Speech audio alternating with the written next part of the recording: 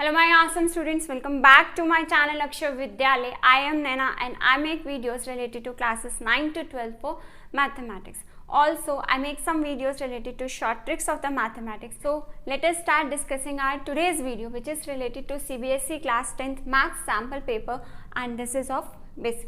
इससे पहले की दो वीडियोस में मैंने 10 क्वेश्चंस एक्सप्लेन किए हैं सैम्पल पेपर के. तो if you want to understand those questions so you can see those videos first and link for that is given in the description box, right. तो अब हमारे पास क्वेश्चन नंबर 21 में क्या दिया हुआ है. फॉर व्हाट वैल्यू ऑफ के will the following pair of linear equations have infinitely many solutions. तो हमें क्या बोला है उन्होंने, इनफाइनाइटली मैनी सॉल्यूशंस, राइट. तो जब मैंने ये चैप्टर ये पढ़ाया है तो उसमें भी मैंने आपको एक ट्रिक समझाई है कि आपको किस तरह से ये चीज़ें पिक करनी है.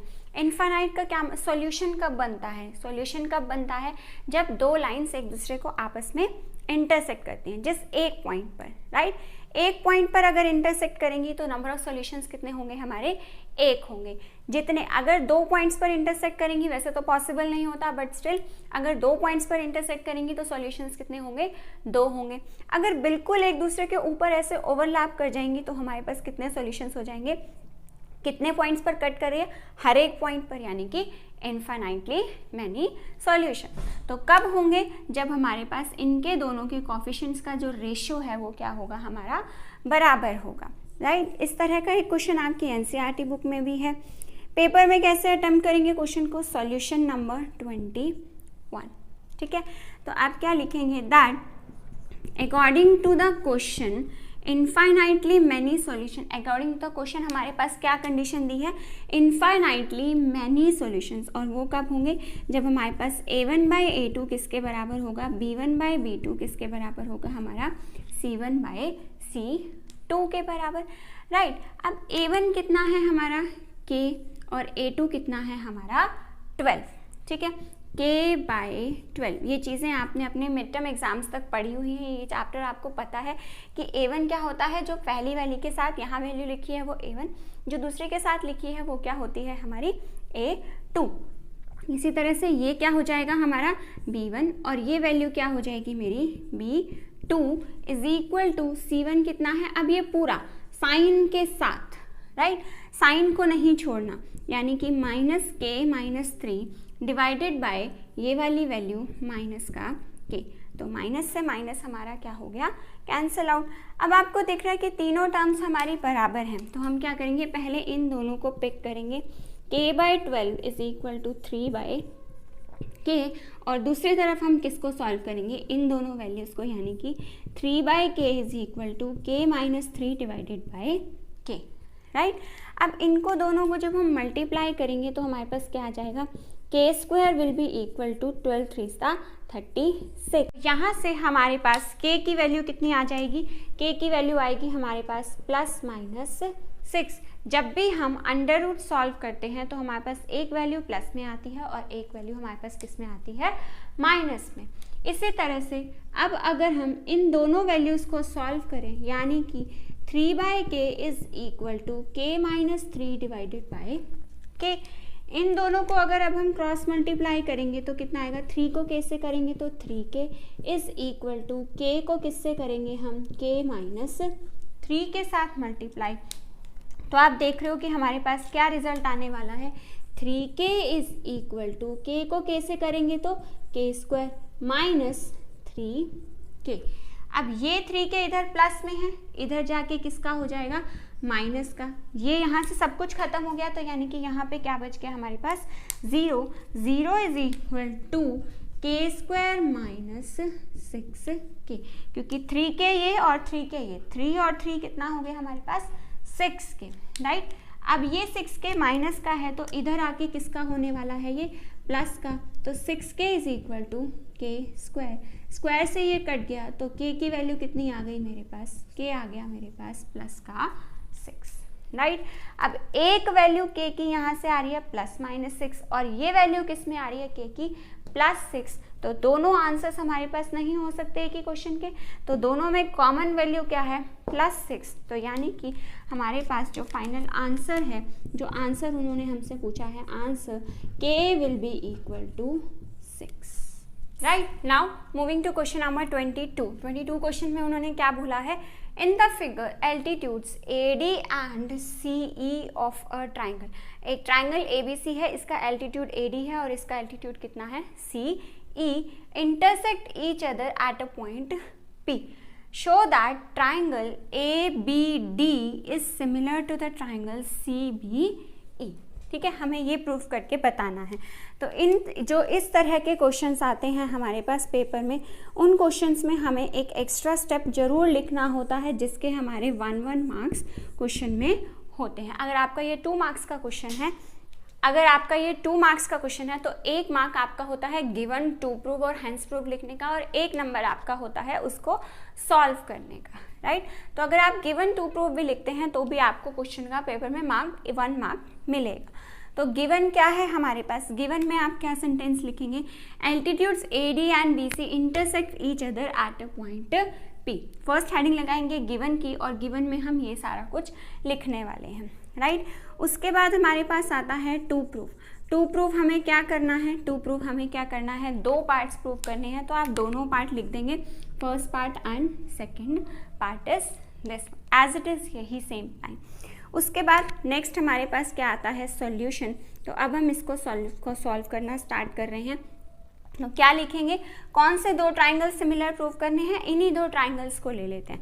जो 2 ट्राइंगल्स प्रूफ करने हैं उन्हीं दोनों ट्राइंगल्स को ले लेंगे। In the triangle ABC and triangle CBE, इन दोनों ट्राइंगल्स में अगर आप ध्यान से देखोगे तो आपको क्या चीज़ दिख रही है, आपको पता है कि जब भी हमें सिमिलर या कॉन्ग्रुएंट ट्राइंगल्स प्रूफ करने होते हैं तो हमें कुछ ऐसी प्रॉपर्टीज ढूंढनी होती हैं कि जो दोनों ट्राइंगल्स में हमारी सेम हो, राइट। तो क्या है, AB और D, हमारे पास कौन सा ट्राइंगल है यहाँ पर, AB and D, AB and D, और दूसरा क्या है CB एंड E। आप देख रहे हो दोनों में ये दोनों एंगल्स कितने के हैं, 90 के। तो फर्स्ट प्रॉपर्टी हमारे पास जो आ गई वो क्या आ गया, फर्स्ट रूल हमारे पास angle D is equal to angle E, because दोनों में कितना है, दोनों रीजन भी लिखना है ब्रैकेट में, जो कि क्या है 90 डिग्री ईच। अब दूसरी चीज़ अगर ध्यान से देखोगे तो ABD, इसमें ये वाला एंगल आ रहा है एंगल B, इसी तरह से जो दूसरा ट्राइंगल है ट्राइंगल CBE, इसमें भी ये पूरा एंगल आ रहा है। तो एंगल B बराबर क्या हो गया, एंगल B, क्यों, दोनों में वो क्या है हमारा कॉमन है, राइट। तो 2 रिजल्ट्स हमारे आ गए, राइट। तो अगर 2 एंगल्स हमारे बराबर हैं तो दोनों ट्राइंगल्स हमारे क्या हो जाएंगे, यानी कि triangle ABD is similar to triangle CBE। ठीक है, डन पार्ट हमारे पास क्या है, PDC, ये छोटे वाला ट्राइंगल, ये जो बिल्कुल छोटा सा ट्राइंगल बन रहा है ट्राइंगल PDC, और दूसरा ट्राइंगल कौन सा है हमारे पास, BEC, यानी कि ये पूरा ट्राइंगल BEC। ठीक है, इसमें हमारे पास, इसमें आपके पास 2 रिजल्ट्स कौन कौन से आ जाएंगी वैल्यूज, वही आप देख रहे हो कि D और E, जो हमारे पास ये है PDC में हमारे पास एंगल D किसके बराबर है, जो हमारा BEC में कौन सा एंगल आ रहा है, एंगल E। क्यों, क्योंकि दोनों कितने के हैं हमारे 90 डिग्री के। उसके बाद अब आप देख रहे हो कि दोनों में हमारा C एंगल जो है वो दोनों में क्या आ रहा है, सेम आ रहा है, कॉमन आ रहा है। तो angle C is equal to angle C। तो इसी तरह से ये वाले दोनों ट्राइंगल्स भी हमारे क्या हो जाएंगे, similar, right. Now moving to question number 23। Moving to question number 23। Question number 23 में क्या बोला है उन्होंने, 2 कॉन्सेंट्रिक सर्कल। सबसे पहले इसका मतलब समझिए कि कॉन्सेंट्रिक सर्कल्स क्या होते हैं, ऐसे सर्कल्स जिनका सेंटर जो है वो क्या होता है, सेम होता है। कॉन्सेंट्रिक मतलब, सेंट्रिक वर्ड जो है वो लगभग सिमिलर है, कंसंट्रेट मतलब एक ही पॉइंट पर जो है वो दोनों क्या करेंगे, कंसंट्रेट करेंगे, एक ही पॉइंट जो होगा उनका क्या होगा, सेंटर होगा, right. Of radii 5 centimetre and 3 centimetre. अब आपको देख के पता चल रहा है अगर 5 सेंटीमीटर रेडियस दी है तो ऑब्वियसली वो वाला सर्कल कैसा होगा, बड़ा होगा, क्योंकि सेंटर सेम रखना है। एक ही पॉइंट पे रख के 3 सेंटीमीटर की रेडियस बनानी है और एक ही पॉइंट पे रख के 5 सेंटीमीटर की रेडियस बनानी है। तो ऑब्वियसली 5 सेंटीमीटर वाला रेडियस सर्कल क्या होगा मेरा, बड़ा, और 3 सेंटीमीटर वाला सर्कल कैसा होगा मेरा, छोटा होगा। Then find the length of the कोड of the larger circle. Larger circle की, बड़े वाले सर्कल की मुझे क्या निकालनी है, कोड की लेंथ, और कौन सी वाली कोड, जो कि स्मॉलर सर्कल को क्या कर रही है, टच कर रही है, ठीक है। वरना कोड तो हमारे पास कोई भी हो सकती है, ये भी कोड है, ये भी कोड है, लेकिन कौन सी कोड की लेंथ पूछ रहा है, वो जो स्मॉलर सर्कल को टच करेगी, ठीक है। तो आपको दिख रहा है ये 3 सेंटीमीटर है, ये 5 सेंटीमीटर बड़े सर्कल की रेडियस, हमें इसकी कोड की लेंथ निकालनी है। तो ये कैसे निकलेगी हमारे पास, यूजिंग पाइथागोरस थ्योरम।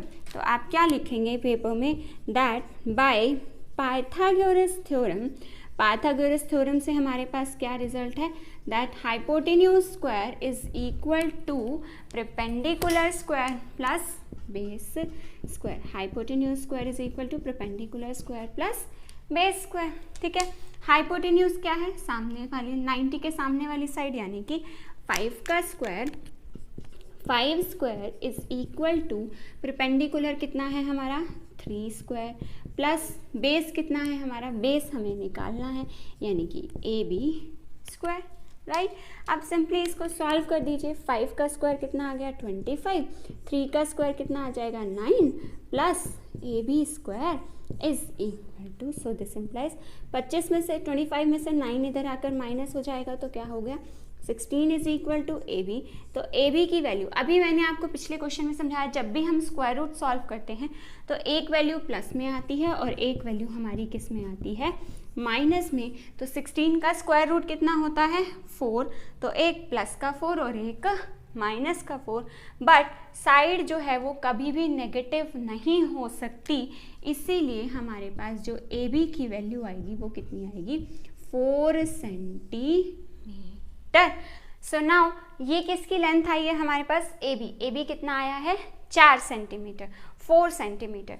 लेकिन आपको पता है कि ये कोड नहीं है, हमारी कोड क्या होगी, ये पूरी होगी, मीन्स ये वाला पार्ट भी प्लस ये वाला पार्ट भी, मतलब इसका AB का जो डबल होगा, AB का जब हम 2 टाइम्स करेंगे तो वो हमारे पास क्या आएगी, इसकी पूरे की code.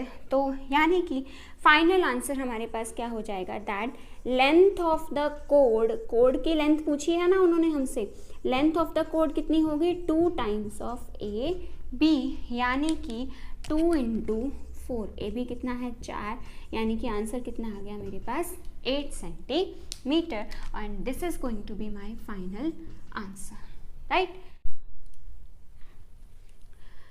Now moving to question number 24। Question number 24 में जब भी आपको इस तरह के ट्रिगोनोमेट्रिक के क्वेश्चंस मिले तो आपको सबसे पहला काम क्या करना है, आपको सबसे पहले काम में जो आपको ये वैल्यू दी है कॉट थीटा कितना दिया है आपको 7/8।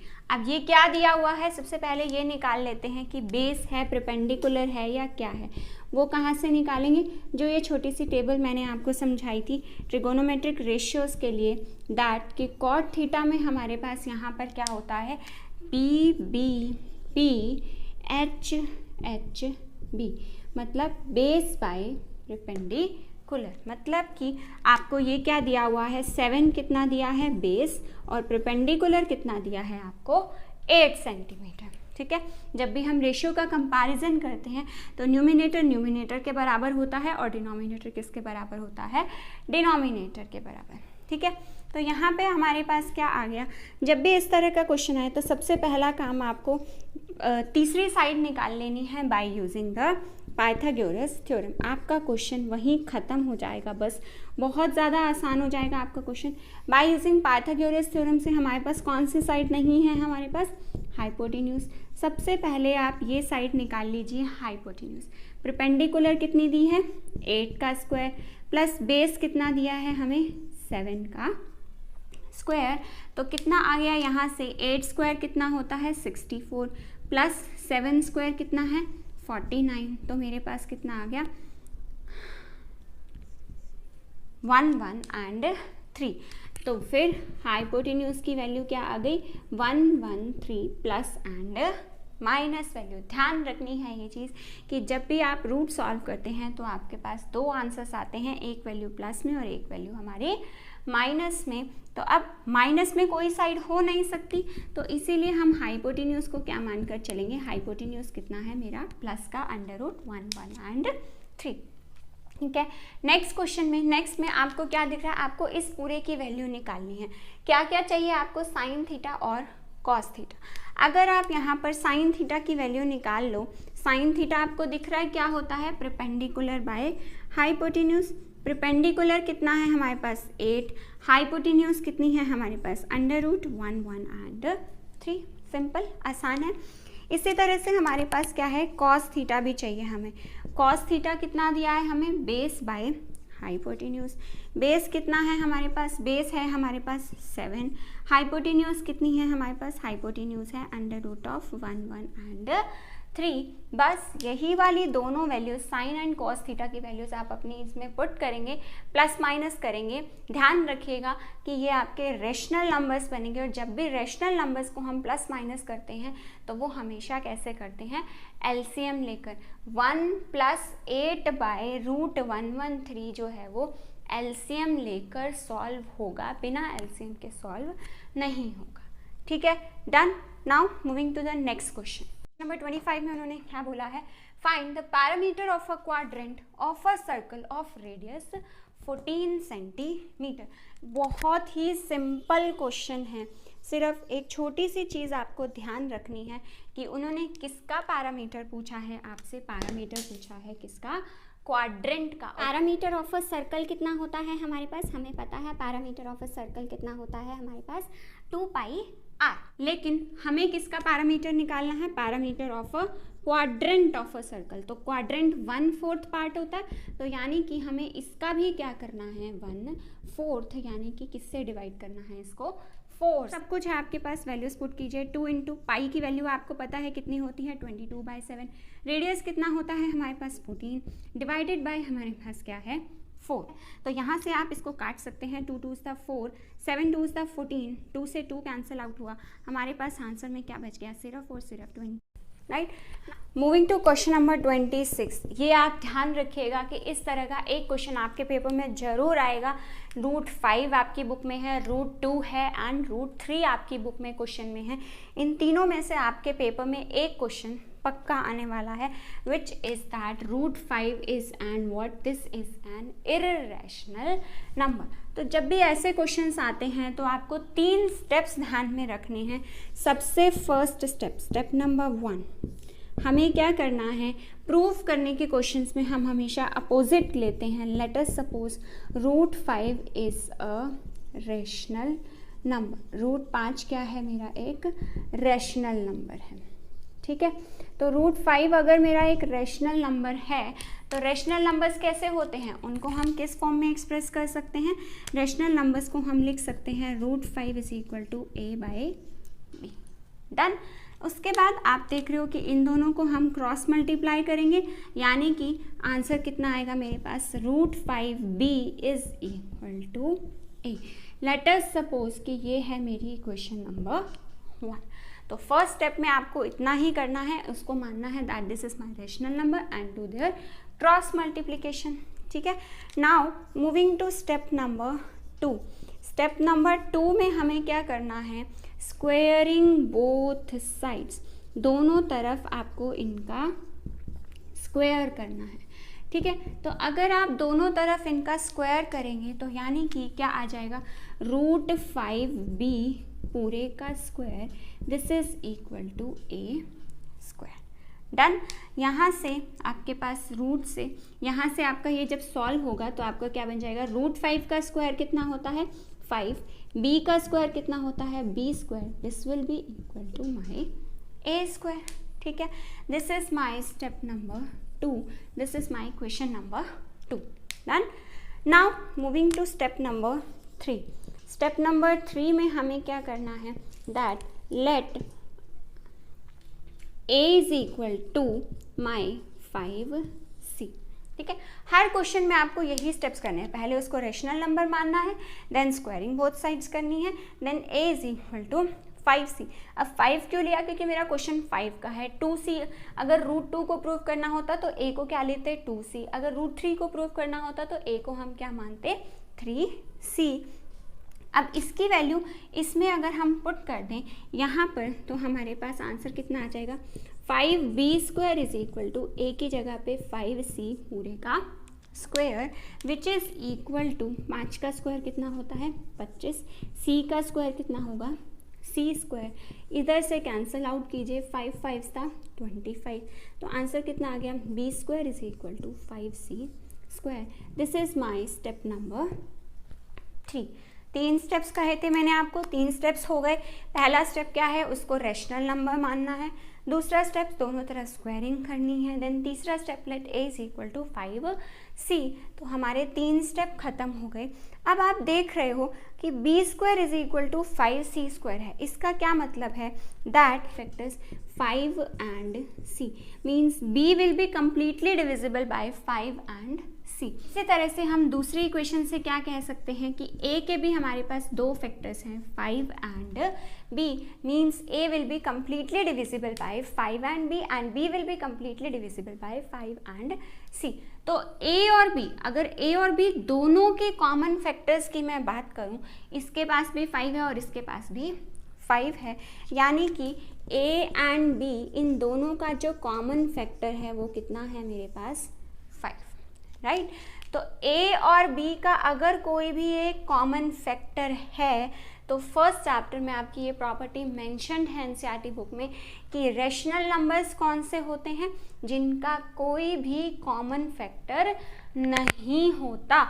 लेकिन a और b का हमने एक कॉमन फैक्टर बता दिया कि कॉमन फैक्टर कितना है हमारा 5 है, तो यानी कि ये दोनों मेरे रैशनल नंबर्स नहीं हो सकते। जो हमने माना था कि ये दोनों रैशनल नंबर्स हैं, लेकिन हमने क्या निकाला कि इनके पास एक कॉमन फैक्टर पड़ा हुआ है। अगर कॉमन फैक्टर नहीं होगा तब वो हमारे रैशनल नंबर्स होंगे, लेकिन अगर एक भी कॉमन फैक्टर आ गया तो यानी कि हमारे पास क्या हो गया, सो दिस इम्प्लाइज कि जो √5 है वो हमारा कैसा नंबर हो गया, एक इर्रेशनल नंबर,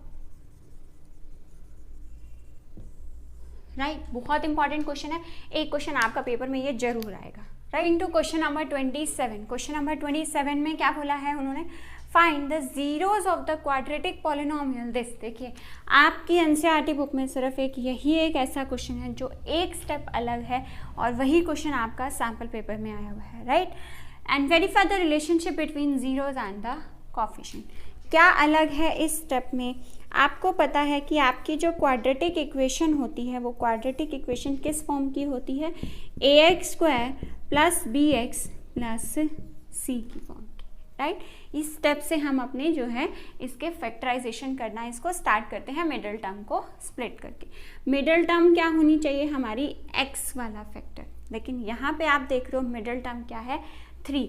तो फर्स्ट स्टेप आपको जो इसका चेंज करना है, आपको बस इसको किसके बराबर लिखना है, दैट 6x² - 7x - 3। मिडल में आपको क्या लेकर आना है, x का फैक्टर, क्योंकि हमारी जो जनरल क्वाड्रेटिक इक्वेशन है वो किस फॉर्म की होती है, bx + c। bx मतलब मिडल टर्म में हमारे पास क्या होना चाहिए, x होना चाहिए, राइट। अब क्वाड्रेटिक इक्वेशन की फैक्टराइजेशन अगर आपको आती है तो वेल एंड गुड, वरना मैंने अपने चैनल पर एक क्वाड्रेटिक इक्वेशन की एक वीडियो अपलोड की हुई है जिसमें आपको सोचना भी नहीं पड़ेगा। अगर आप वो ट्रिक फॉलो करते हैं तो आपको सोचना भी नहीं पड़ेगा कि इसके क्या फैक्टर्स बनेंगे, सिंपली आप जो है वो पता लगा सकते हैं कि क्या फैक्टर्स हैं, ठीक है। तो अभी के लिए हम ये वाला स्टेप स्किप करते हैं। अभी के लिए मैं आपको सिंपल बता देती हूँ। तो इसके फैक्टर्स क्या बनेंगे, -9 एंड +2 जो है वो इसके क्या बनने वाले हैं, क्वाड्रेटिक इक्वेशन के फैक्टर्स। एंड देन इन दोनों में से कॉमन लेते हैं, इन दोनों में से कॉमन लेंगे तो कॉमन कितना आ जाएगा मेरा 3x, और अंदर क्या बच जाएगा मेरे पास 2x - 3 प्लस इन दोनों में से कॉमन निकालेंगे तो कुछ भी कॉमन नहीं है, यानी कि 1 × 2x - 3, ठीक है। उस वीडियो में मैंने प्रॉपरली कॉमन एक्सप्लेन करना भी सिखाया है कि कॉमन कैसे लेते हैं, क्यों 3x आया, क्यों 2x और क्यों 3, पूरा डिटेल में फैक्टर्स बना के उसके प्रॉपरली एक्सप्लेन किया है। तो प्लीज़ एक बार वो वीडियो जरूर देखिएगा, राइट। देन उसके बाद हमारे पास क्या आ गया, दोबारा से कॉमन लेंगे। दोबारा से कॉमन लेंगे तो हमारे पास क्या बच जाएगा, 3x + 1 × 2x - 3, ठीक है। अब जब निकालना क्या है मुझे, इसकी ज़ीरोज़ निकालते हैं तो क्या करते हैं, इसको किसके बराबर रखेंगे, 0 के बराबर। मीन्स एक बार ये वाली टर्म 0 और एक बार ये वाली टर्म 0। अब जब इसको 0 के बराबर मानेंगे, यानी कि 3x प्लस 1 0 है, और या फिर दूसरी चीज़ क्या 0 हो सकती है, 2x माइनस 3। तो यहाँ से x की वैल्यू कितनी आ जाएगी मेरी, माइनस का 1/3, और यहाँ से x की वैल्यू कितनी आ जाएगी मेरे पास 3/2। ठीक है जी, ये हो गए, 2 जीरोज आ गई हमारे पास, राइट। अब उसके बाद क्या करना है, हमें उनका रिलेशन बताना है, जीरोज और उनका कोफिशिएंट प्रोडक्ट करके। ठीक है, तो सम कितना आ जाएगा हमारे पास इन दोनों का सम आप निकाल सकते हैं, इन दोनों को प्लस करके -1/3 एंड 3/2, -1/3 प्लस 3/2। अगेन वही चीज़ कि दो रेशनल नंबर्स प्लस माइनस हो रहे हैं, तो किससे सॉल्व होंगे ये, एलसीएम लेकर, और इन दोनों का जो प्रोडक्ट आएगा वो कितना आएगा, -1/3 इंटू 3/2, 3 से 3 cancel, this will be equal to my -1/2। Now अब ये तो हो गया जीरो से जो सम और प्रोडक्ट आया, ठीक है। अब कोफिशिएंट्स को लेकर हम इसका सम और प्रोडक्ट निकालेंगे। अगर कोफिशिएंट्स को लेकर सम निकालेंगे तो सम निकालने का फॉर्मूला क्या होता है हमारे पास, minus coefficient of x. Coefficient of x कितना है हमारे पास, एक्स का कोफिशिएंट कितना है, -7, minus coefficient of x is divided by coefficient of x square, यानी कि 6। तो आंसर कितना आ गया मेरे पास, 7/6। इसी तरह से अगर कोफिशिएंट्स लेकर हम प्रोडक्ट निकालेंगे तो प्रोडक्ट का फॉर्मूला क्या होता है हमारे पास, ये वाली टर्म यानी कि जो बिना इसके है x और x स्क्वायर के है, डिवाइडेड बाय एक्स स्क्वायर का कोफिशिएंट। एक्स स्क्वायर का कोफिशिएंट कितना है हमारा 6, तो आंसर कितना आ गया, माइनस का 1/2। साइंस का ध्यान रखिएगा, जो ये वाला साइन है ये मेरा फॉर्मूले का है, सम निकालने का जो फॉर्मूला है यूजिंग कोफिशिएंट, उसमें यहाँ पर एक माइनस साइन होता है। जो ये माइनस मैंने लगाया है ये इसलिए लगाया है क्योंकि यहाँ पर ये टर्म मेरी माइनस की दी हुई है, ठीक है। देन अगर प्रोडक्ट की बात करें तो प्रोडक्ट में भी मैंने -3 क्यों लिया है, क्योंकि ये वाली टर्म मेरी किसकी है, माइनस की, तो -3 डिवाइडेड बाय 6, आंसर कितना आ गया, माइनस का 1/2। आप देख रहे हो कि प्रोडक्ट दोनों का बराबर आ चुका है। इसी तरह से जब आप एलसीएम निकालोगे तो एलसीएम भी इसका कितना आएगा, 7/6। बस यही रिलेशन हमको वेरीफाई करके बताना था कि दोनों के रिलेशन जो हैं, दोनों की जो वैल्यूज़ हैं वो मेरी सेम आ रही, right. Moving to question number 28। Question number 28 में उन्होंने हमें क्या बोला है, a shopkeeper gives a books on rent for reading, ठीक है। रीडिंग के लिए, पढ़ने के लिए एक शॉपकीपर रेंट पर बुक्स देता है, तो उसका क्या चार्ज लेता है, she takes a fixed charge for the first 2 days, ये हमारी इंपॉर्टेंट लाइन्स हैं, right, and an additional charge for each day there after.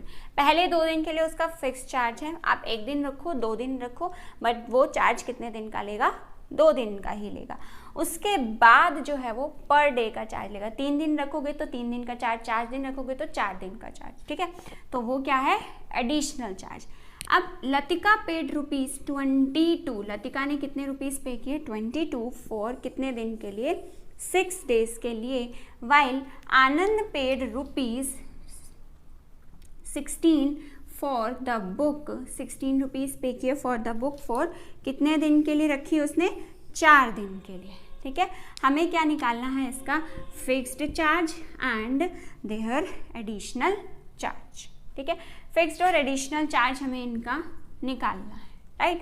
तो कैसे लिखेंगे, वही काम करेंगे पेपर में। सॉल्यूशन नंबर 28, क्या चीज़ें निकालनी है वही हम पहले इमेजिन कर लेते हैं, लेट कर लेते हैं। लेट फिक्स्ड चार्ज जो है वो मेरा कितना है, ₹x है, ठीक है। और जो एडिशनल चार्ज है वो मेरा लेट अस सपोज कितना है, एडिशनल चार्ज है मेरा, let us suppose additional charge है ₹y, ठीक है। अब क्वेश्चन के अकॉर्डिंग उन्होंने क्या स्टेटमेंट दी है कि लतिका ने कितने रुपए पे किए, लतिका ने पे किए 22 रुपये। बुक कितने दिन रखी, 6 दिन, ठीक है। तो 6 में से जो पहले 2 दिन होंगे उनका तो फिक्स चार्ज लगेगा, और फिक्स चार्ज कितना है हमारा, ₹x है, प्लस बचे हुए जो 4 दिन हैं उन 4 दिन का 1 दिन के हिसाब से कितना है, y रुपये। तो 4 दिन का चार्ज कितना हो जाएगा, 4y, एंड टोटल कितने रुपीज़ उसने पे किए, ₹22। तो ये हो गई मेरी इक्वेशन नंबर 1, ठीक है। इसी तरह से जो सेकंड है, सेकंड आनंद ने कितने पे किए, 16 रुपीज़ फॉर द 4 डेज, 4 दिन के लिए। तो पहले 2 दिन के लिए तो फिक्स चार्ज लगेगा, बाद के जो 2 दिन बच गए उन 2 दिनों के लिए वो वाई रुपीज़ के हिसाब से चार्ज करेगा। तो पहले 2 दिन के लिए कितने रुपीज़ चार्ज करने वाला है, वो रुपीज़ एक्स प्लस 2 दिन और यानी कि 2y, और टोटल कितने रुपीज़ पे किए उसने, रुपीज़ 16। तो ये आ गई मेरी 2 इक्वेशंस, राइट। अब इन दोनों लीनियर इक्वेशंस को आप बहुत इजीली खुद से सॉल्व कर सकते हैं। कैसे सॉल्व कर सकते हैं, नेक्स्ट स्टेप में आप क्या लिखेंगे, नेक्स्ट स्टेप में आप क्या लिखेंगे, सब्ट्रैक्टिंग 1 - 2। अगर इन दोनों इक्वेशंस को हम यहाँ पर माइनस करेंगे तो माइनस करके मेरे पास क्या आएगा, माइनस करेंगे तो दोनों का साइन क्या हो जाएगा, हमारा चेंज हो जाएगा, ठीक है। तो x से x कैंसल्ड आउट हो जाएगा, 4 - 2 कितना बच जाएगा मेरे पास यहाँ पर 2y, this is equal to 22 में से 16 गए, कितना आया मेरे पास 6। तो यहाँ पर 2 जो है वो मल्टीप्लाई में है, इधर जाकर क्या हो जाएगा डिवाइड, तो 6/2 मेरे पास आंसर कितना आ जाएगा 3, ठीक है। तो ये क्या आ गया मेरे पास, एडिशनल चार्ज। एडिशनल चार्ज आ गया तो एडिशनल चार्ज की वैल्यू आप यहाँ पर पुट कर देंगे। तो नेक्स्ट स्टेप में हम क्या लिखेंगे, put the value in equation number 1। Equation number 1 में पुट करो या 2 में, आपकी मर्जी है। इक्वेशन नंबर 1 क्या है, x प्लस 4 × y, ये दोनों टर्म्स किस में है, मल्टीप्लाई में, 4 × y यानी कि 4 3 12, दिस इज इक्वल टू 22। तो x की वैल्यू यहाँ से कितनी आ जाएगी मेरे पास, ₹10, और y कितना आ गया मेरे पास, ₹3, ठीक है। 4 3 12, 12 इधर जाकर माइनस होगा, तो 22 - 12 आंसर कितना आ गया मेरे पास, ₹10। जितनी बड़ी स्टेटमेंट है, क्वेश्चन सिर्फ 2 लाइंस का है, बहुत ही आसान है, और है भी कितने मार्क्स का, 3 मार्क्स का, right. Now moving to the next question, question number 29। Question number 29 में उन्होंने क्या बोला है, that in this figure PQ is a कोड ऑफ लेंथ 8 सेंटीमीटर। PQ एक कोड दी है जिसकी लेंथ कितनी है, 8 सेंटीमीटर। अगर PQ मेरी 8 सेंटीमीटर है तो PR क्या होगी, हाफ, यानी कि PR क्या हो जाएगी मेरे पास। सॉल्यूशन अगर हम लिखना स्टार्ट करें तो यानी कि हमें क्या गिवन है कि that PQ is equal to 8 centimetre. So this implies जो PR होगी वो हमारी क्या होगी, 8/2, यानी कि कितनी आ जाएगी मेरे पास, 4 सेंटीमीटर, राइट। एंड देन यहाँ से अगर हम ये रेडियस बनाएं तो OP कितनी है, रेडियस, और रेडियस कितनी दी है मुझे, 5 सेंटीमीटर। ये 5 और ये 4 सेंटीमीटर हो गई, राइट। हमें क्या बताना है, नेक्स्ट क्वेश्चन, नेक्स्ट पार्ट क्या है, the tangents at the point P and Q। P और Q पॉइंट पर जो 2 टेंजेंट्स बनी है, TQ और TP, they intersect each other at the point T point पर इंटरसेक्ट कर रही है, ठीक है। Find the length TP। ये जो TP लेंथ है, हमें ये TP लेंथ निकालनी है, ठीक है। तो इसके लिए हम क्या करेंगे, सबसे पहले आप देख रहे हो जहाँ भी आपको राइट एंगल ट्राइंगल नजर आए आप अपना क्वेश्चन करना स्टार्ट कर सकते हैं। बस आपको तीसरी साइड निकाल देनी है, तो आपका क्वेश्चन वहीं से शुरू हो जाएगा, ठीक है। तो ये 4 सेंटीमीटर है, ये 5 सेंटीमीटर है, तो तीसरी साइड कौन सी है मेरी, OR। ये क्या है मेरा, एक राइट एंगल ट्राइंगल। तो यहाँ पे आप क्या लिख सकते हैं, by using Pythagoras theorem, by Pythagoras theorem. Pythagoras theorem से हमारे पास क्या रिजल्ट है, दैट कि hypotenuse square is equal to perpendicular square plus base square. अब हाइपोटेन्यूज कौन सी होगी, क्योंकि R पर 90 का एंगल बन रहा है, तो इसके सामने वाली साइड क्या होगी मेरी, हाइपोटेन्यूज, यानी कि 5 square is equal to perpendicular कितना है मेरा, परपेंडिकुलर है मेरा 4 का स्क्वायर, प्लस बेस कितना है मेरा, बेस मुझे अभी निकालना है। तो कितना आ गया यहाँ से, 25 - 16 कितना आ गया, 9 centimetre is equal to base square. तो बेस कितना आ गया मेरे पास, 3 सेंटीमीटर, ठीक है। यानी कि मेरे पास जो ये OR है, OR आ गया मेरा 3 सेंटीमीटर। अब आप सोच रहे होंगे कि निकालना तो हमें TP है, इस OR का हम क्या करें, इस OR का हम यूज़ करेंगे इन दोनों ट्राइंगल्स को सिमिलर प्रूव करके, कॉरेस्पॉन्डिंग साइड्स की जो रेशियो होगी वो बराबर होगी, तो वहाँ से हम क्या निकाल सकते हैं साइड, वहाँ से हम क्या निकाल सकते हैं साइड TP। अब कौन से 2 ट्राइंगल्स लेने हैं हमको लेने हैं 2 ट्राइंगल्स, 2 ही ट्राइंगल्स दिख रहे हैं आपको, कौन कौन से हैं, PRO इन ट्राइंगल PRO, ठीक है।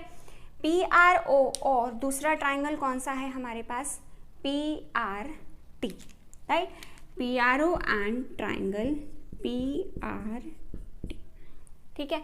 इन ट्राइंगल्स में आपको दिख रहा है कि ये वाला एंगल जो है ये तो हमारा दोनों कितने के हैं, दोनों एंगल R जो है वो दोनों में क्या आ रहा है हमारे पास, कॉमन, ठीक है।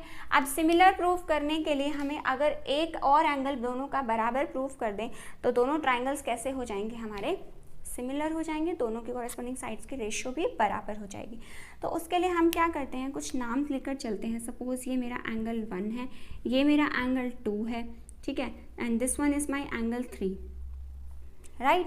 तो अब आप देख रहे हो कि आपको पता है कि that OP is perpendicular to PT। जो ये OP है ये किस पर परपेंडिकुलर है, PT पर, क्योंकि टेंजेंट पर ये क्या बनाती है, टेंजेंट रेडियस जो है वो टेंजेंट पर कितना डिग्री का एंगल बनाती है, 90 डिग्री का। तो OP is perpendicular to PT।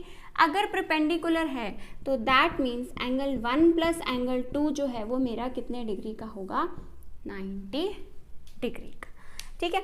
उसके बाद अगर हम दूसरे ट्राइंगल की बात करें, दूसरा ट्राइंगल कौन सा है मेरा, PRT। PRT ट्राइंगल में किसी भी एक ट्राइंगल के तीनों एंगल्स का सम कितना होता है मेरा, 180 डिग्री। कौन कौन से एंगल्स आ रहे हैं, 1, 3 एंड 4। तो इन तीनों एंगल्स का सम भी कितना होगा मेरे पास, 180 डिग्री। लेकिन जो एंगल 4 है, जो ये वाला एंगल है, ये क्या बन रहा है मेरा, 90 डिग्री का।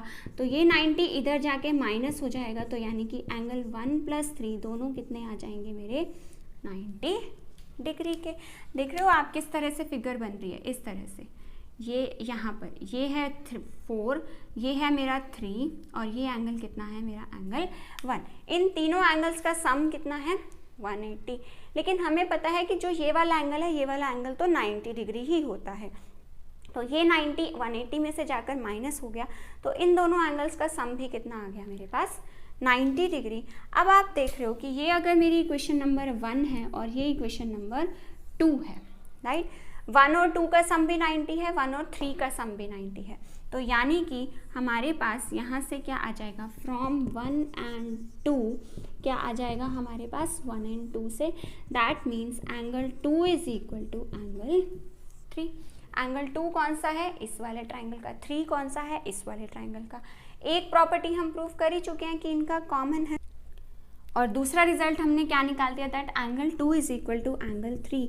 सो that means triangle PRO is similar to the triangle PRT, ठीक है। अगर ट्राइंगल सिमिलर हो गए तो उनकी कॉरेस्पॉन्डिंग साइड्स की जो रेशियो होगी वो रेशियो मेरी क्या आ जाएगी, दोनों की बराबर।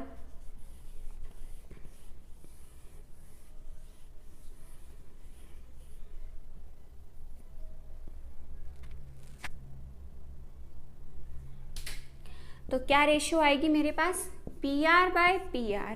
पहली दोनों साइड्स ले ली, इसी तरह से अब दूसरी वाली दो, सेकेंड और थर्ड साइड, यानी कि RO is divided by RT। इसी तरह से अब पहली और तीसरी क्या है, PO is divided by PT, ठीक है। तो PR बाय PR तो हमारी बराबर ही है, इसकी तो हमें कोई ज़रूरत ही नहीं है, 4 बाय 4। RO कितनी है, RO हमने निकाली थी, देखा हमने क्यों निकाली थी RO, क्योंकि हम इसकी सिमिलैरिटी के इसमें प्रॉपर्टी में इसको यूज़ करेंगे। देन RT हमें नहीं पता, छोड़ देते हैं, इज इक्वल टू PO कितना है हमारे पास, PO है हमारे पास 5 और PT हमको निकालना। तो अब हमारे पास क्या है, नेक्स्ट स्टेप में हम क्या कह सकते हैं कि अगर हम इन दोनों वैल्यूज़ को इस तरह से लिख दे, that 4 by 3 is equal to 4 by RT is equal to 5 by PT, cross multiply करें। तो यहाँ से अगर आप इन दोनों वैल्यूज़ को क्रॉस मल्टीप्लाई करेंगे, फर्स्ट और थर्ड वैल्यू को, तो हमारे पास क्या आंसर आ जाएगा, 4 times of PT is equal to 15। तो PT की वैल्यू कितनी आ जाएगी, 15 by 4 centimetre. Number 30th question में उन्होंने हमें क्या बोला है, प्रूव दैट का क्वेश्चन है, राइट। जब भी प्रूव दैट का क्वेश्चन आए तो आपको सबसे पहले एक साइड पकड़ लेनी है, सॉल्यूशन नंबर 30 लिखना है, एंड देन आपको क्या करना है, लेफ्ट हैंड साइड सपोज हमने ले ली, लेफ्ट हैंड साइड हमारे पास क्या है, tan theta divided by 1 minus cot theta plus cot theta divided by 1 minus tan theta, ठीक है। तो आपको दिख रहा है कि सबसे सिंपल स्टेप आपको इस टाइम पे क्या लग रहा है, सबसे सिंपल स्टेप आपको इस टाइम पे क्या लग रहा है कि आप इसको किस में कन्वर्ट कर दें, साइन और कॉस की फॉर्म में। ठीक है, साइन और कॉस की फॉर्म में अगर आप कन्वर्ट कर देंगे तो आपका क्वेश्चन थोड़ा सा सिंपल हो जाएगा। तो कन्वर्ट कर देते हैं, टैन थीटा की जगह क्या लिख सकते हैं, sine theta by cos theta divided by 1 minus cot theta की जगह पे हम क्या लिख सकते हैं, कॉट थीटा की जगह क्या लिख सकते हैं, cos theta by sine theta. इसी तरह से यहाँ पर प्लस कॉट थीटा की value cos theta by sine theta divided by 1 minus tan theta की जगह क्या लिख सकते हैं, sine theta by cos theta. ठीक है, सकते हैं नीचे वाले पार्ट का एलसीएम सॉल्व कर सकते हैं। तो जब एलसीएम लेंगे नीचे वाले पार्ट का, तो नीचे वाले पार्ट का एलसीएम लेंगे तो दोनों पार्ट्स का अलग अलग एलसीएम, इसका एलसीएम कितना आ जाएगा मेरे पास, साइन थीटा। तो यहाँ पे क्या टर्म बन जाएगी मेरे पास, sine theta minus cos theta divided by, इसी तरह से यहाँ पर भी हमारे पास क्या है, कॉस थीटा एलसीएम आ गया तो ऊपर क्या बन जाएगा, cos theta minus sine theta. ठीक है, तो मैंने सिंपली क्या किया, सिर्फ इन दोनों टर्म्स का एलसीएम सॉल्व किया, राइट। अब इनको रेसिप्रोकल करके इकट्ठा कर लेते हैं, थोड़ा सा क्वेश्चन को आसान बना लेते हैं। साइन थीटा के साथ मल्टीप्लाई होगा तो क्या बन जाएगा, साइन स्क्वायर थीटा। इसी तरह से ये वाली टर्म इसके साथ मल्टीप्लाई होगी तो क्या आंसर आ जाएगा, cos theta into sine theta minus cos theta. ठीक है, देन प्लस, अब ऐसे ही कॉस थीटा किसके साथ मल्टीप्लाई होगा, कॉस थीटा के साथ, यानी कि cos square theta divide by ये वाली टर्म इसके साथ मल्टीप्लाई होगी, यानी कि कितना आ जाएगा, sign theta into cos theta minus sine theta. ठीक है, आसान क्वेश्चन है, मुश्किल नहीं है, बस आपको थोड़ा सा ये ध्यान रखना है कि जब भी ऐसा टैन और कॉट में क्वेश्चन आ जाए आप उसको हमेशा साइन को उसमें बदल दीजिए, वो थोड़ा सा आसान हो जाता है, राइट। देन उसके बाद सिंपल एलसीएम लेना है। अब आप देख रहे हो यहाँ पे क्या है, sign theta minus cos theta, यहाँ क्या है, cos theta minus sine theta. अगर मैं यहाँ से माइनस का साइन बाहर कॉमन निकाल लूँ तो हमारे पास क्या आ जाएगा, sine square theta divided bye cos theta into sine theta minus cos theta. और यहाँ से माइनस अगर बाहर ले लें तो वो प्लस माइनस क्या हो जाएगा मेरा, minus divided by sine theta into sine theta minus cos theta. जो प्लस की थी वो माइनस की, जो माइनस की थी वो प्लस की। अब यहाँ से देखो कितना आसान हो गया, ये वाला पार्ट दोनों में सेम आ गया। एक बार फिर से एलसीएम लेंगे, इसका अगर हम एक बार फिर से एलसीएम लेंगे तो फिर से एलसीएम कितना आ जाएगा, sign theta into cos theta into sine theta minus cos theta. सारी टर्म्स इकट्ठी हो गई, ये भी और ये भी। ठीक है, अब यहाँ पे साइन स्क्वायर थीटा, पहले क्या टर्म मिसिंग है, सिर्फ साइन थीटा, तो साइन स्क्वायर थीटा मल्टीप्लाई हो जाएगा, यानी कि क्या बन जाएगा, साइन क्यूब थीटा माइनस, इसी तरह से कॉस स्क्वायर थीटा के साथ एलसीएम में कौन सी टर्म मिसिंग है, डिनोमिनेटर में कॉस थीटा, उसके साथ मल्टीप्लाई हो जाएगा, यानी कि कितना आ गया मेरे पास, कॉस क्यूब थीटा, राइट। अब A cube minus B cube का फॉर्मूला क्या होता है, A minus B into 1 plus A into B. तो यहाँ से आ गया 1 plus sine theta into cos theta divided by, यहाँ से कितना है मेरे पास, sine theta cos theta into sine theta minus cos theta. ठीक है जी, तो ये वाली टर्म तो पूरी की पूरी मेरी इसके साथ कैंसिल आउट हो गई। बच क्या गया मेरे पास, 1 plus sine theta into cos theta is divided by sine theta into cos theta. तो बस खत्म क्वेश्चन, दोनों को अलग अलग कर दीजिए। इसको अगर हम अलग करेंगे इसके साथ, यानी कि 1 by sine theta into cos theta plus, ऐसे ही इन दोनों को जब अलग करेंगे तो क्या बनेगा, sign theta into cos theta divided by sine theta into cos theta. ठीक है, तो 1 बाय साइन कितना होता है हमारे पास, कॉसेक थीटा, और 1 बाय कॉस कितना होता है, सीकेंड थीटा, प्लस ये वाली टर्म पूरी कैंसिल आउट हो गई, तो आंसर कितना आ गया, 1। Cosec theta into secant theta plus 1। Last में आप क्या लिखने वाले हैं, hence proved, right. So let's meet in the next video in which we are going to solve the remaining questions of the sample paper. Till then, if you find this video useful for you, then please do like and share my video, and please do subscribe the channel so that you can get more such kind of videos.